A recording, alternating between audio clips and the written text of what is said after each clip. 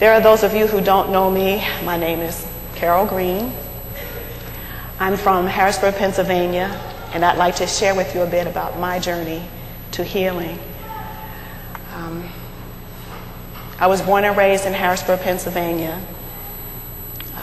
My mother was raised by her aunt and uncle who were saved, but they were very religious people.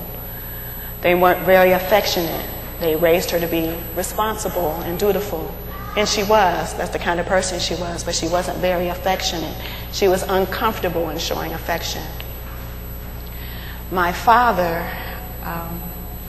his family was totally different from my mother's family. While my mom's family were very religious, my dad's family were revelers. They were partiers. They were people who would tell you what they thought about you in a hot second. And that's the background that my dad comes out of. I was the person in the family who wanted my family to be together. I love my cousins, but there was always this tug of war with the cousins on my mom's side and the cousins on my dad's side. And I'm a traitor if I spend more time with this side than that side. I wanted to get to know everybody in my family. They were so distant from each other, even within my mom's family. I wanted to get to know my grandfather, my mom's dad. But he had lived such a life that when I tried to get to know him, he asked me one day, he said, "Are you just doing this so that I'll give you money?" And I had to tell him, "No, because I want to know you. I want to spend time with you."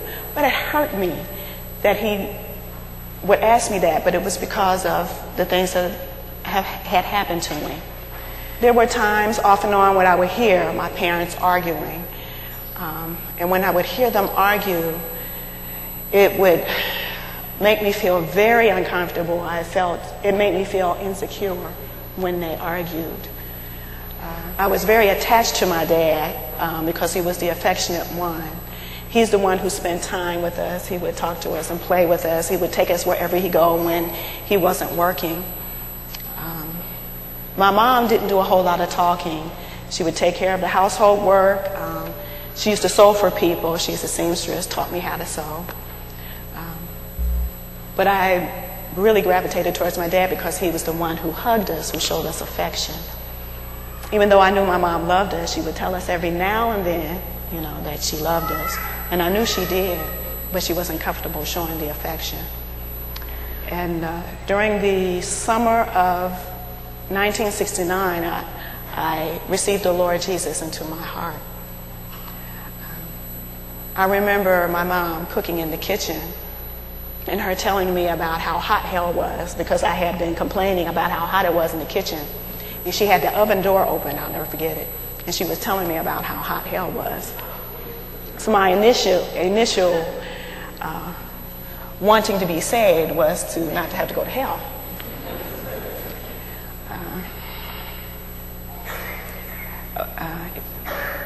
But I really did, along with that, want to know God. But I believe God was faithful to me, that he saved me during that time. December of that year, my mom found out that he was having an affair.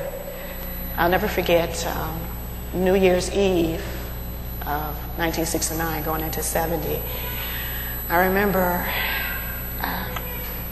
being downstairs in my living room praying and asking God to not let him leave, to please let him come back.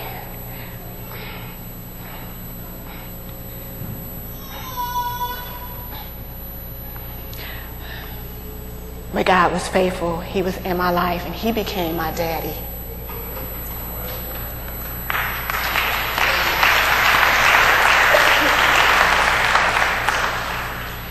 Out of my hunger for God and to know more about him, I wanted to go to a Christian school.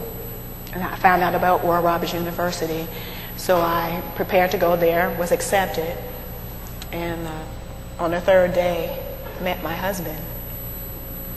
Was introduced by a friend that I had met one of the girls that lived in my dorm. Her name was Wilma. She introduced us. And when I first met Chris, when I looked at him, I saw somebody who was so melancholy. He looked so melancholy and so sad that I wanted to find out what made him sad. I didn't know it would get this deep. But I was drawn to him. I'm the kind of person who likes to find out what makes people tick anyway. So I said hi to him, and he just kind of looked at me, raised an eyebrow, and kind of nodded his head. So totally out of character for me. I'm basically a pretty quiet person, and you'll never know what I'm thinking unless I tell you.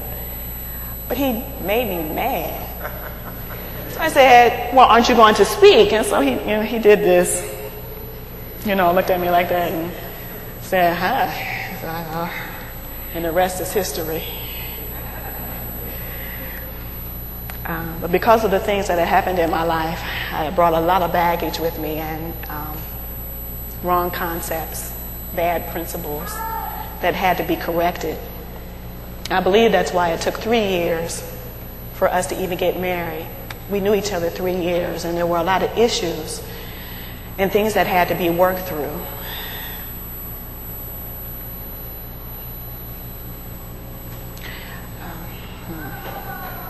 After we got married, there were a lot of ups and downs. During our first 6 months of marriage, we lived in Tulsa, Oklahoma. We spent those and it was a good thing to be away from family so that we can have our own identity as a new family. That was the time when we were figuring out what I meant by trying to figure out what he said by what he meant. There were things that he would say that reminded me of, and he would have to make a conscious decision to say to me, I'm not saying it for that reason, I'm not trying to tear you down, but I see something in your life that could be destructive, and that's the reason I'm bringing it out. And when we understood that that's what was going on both sides, we made a pact, we made a covenant with one another that whatever that was said, even if it hurt, that we were saying it for the best interest of the other person. That I see something in your life that could be harmful, and I'm trying to get your attention so it can be corrected, so it doesn't bring you hurt or harm.